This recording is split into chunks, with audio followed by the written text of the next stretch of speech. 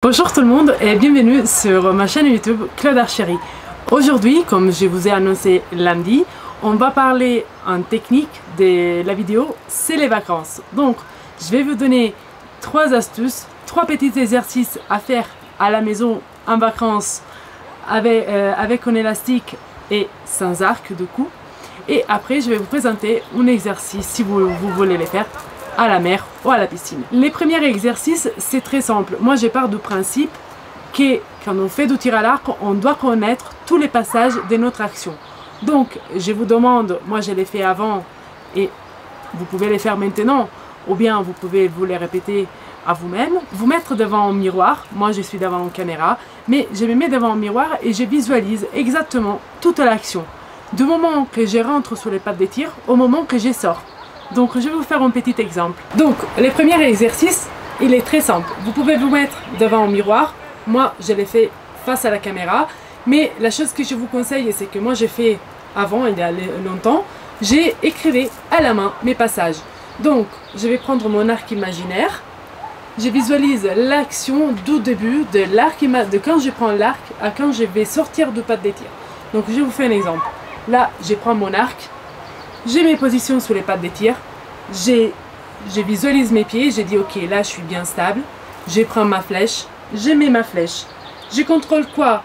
Chacun il aura ses passages dans sa position. Moi je vous dis les miennes, après vous faites comme vous tirez normalement. Mais juste répétez et ça vous aidera. Surtout parler à vous-même.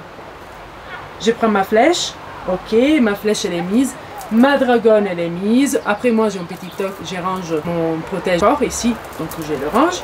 Et après, allez, je positionne la main de l'arc, donc je contrôle que la main de l'arc soit bien positionnée à 45 degrés. Donc je sais exactement que 45 degrés c'est cette position là, avec la pression là.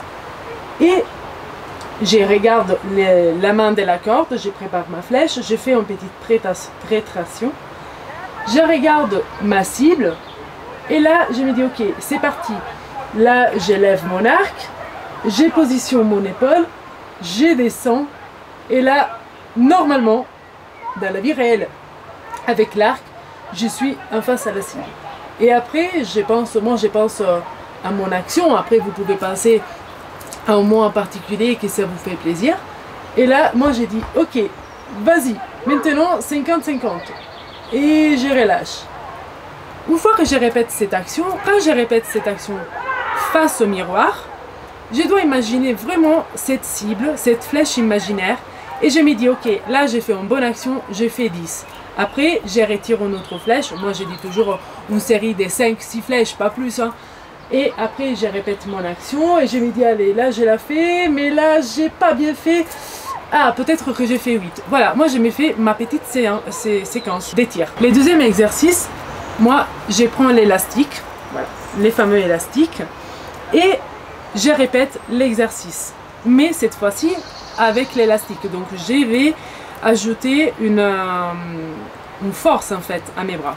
Donc, je prends l'élastique, je refais l'exercice, et je relâche. Et si vous voulez, je le fais aussi comme ça, pareil.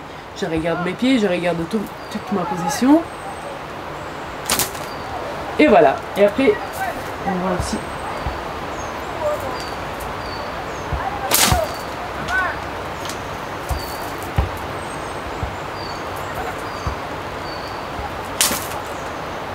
Le but d'utiliser l'élastique, c'est vraiment de sentir les grandes dorsales derrière qui va travailler. Donc, je ne sais pas si vous voyez, mais de cette façon-là.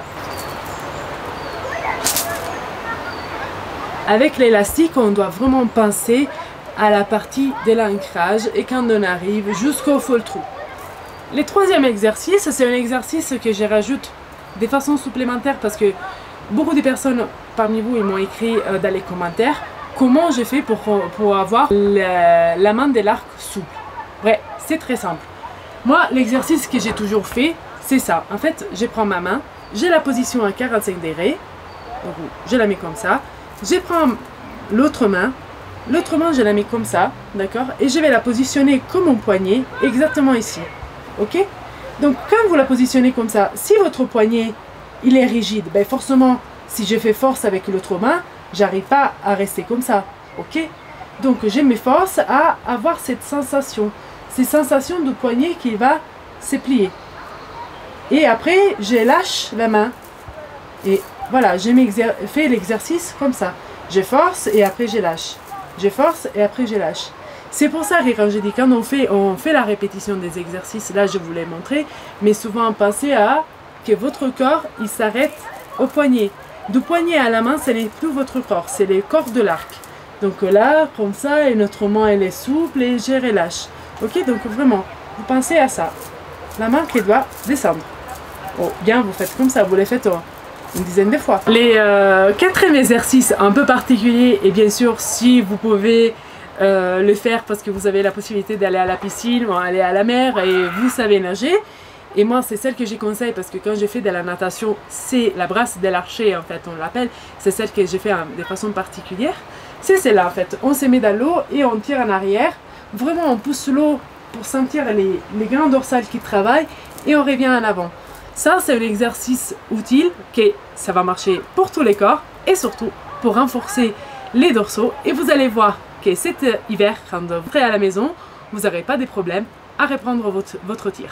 Donc, je vous laisse à vos vacances. Je vous dis à la prochaine fois sur Claude Archery. N'hésitez pas à me dire dans les commentaires de quoi vous voulez parler sur les prochaines vidéos. Et à la prochaine fois. Ciao!